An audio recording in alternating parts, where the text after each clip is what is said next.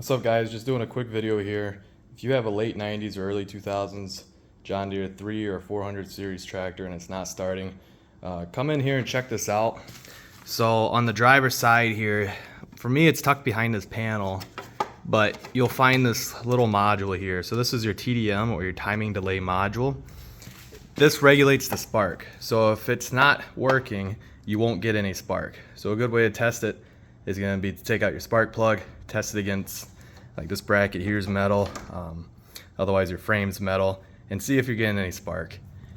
If you're not getting any spark, I'd really recommend trying this first.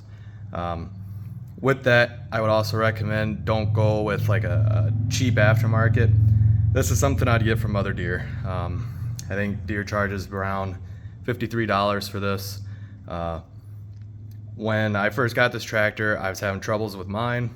I went cheap. I paid like 20 bucks, got some, aftermarket one, and it didn't work.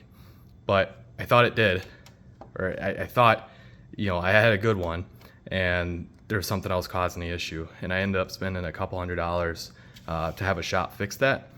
So again, I'd recommend going to Deere, getting a genuine one, and seeing if that fixes your problem. If this is working, you'll have good spark. And if you're having troubles with a hard start, it might be worth to pull it and see. It could be failing. These will fail kind of without notice.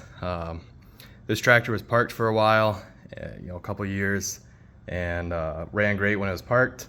I pulled it out of storage and it had failed. So good spot to check. 50 bucks could save you a lot of headache.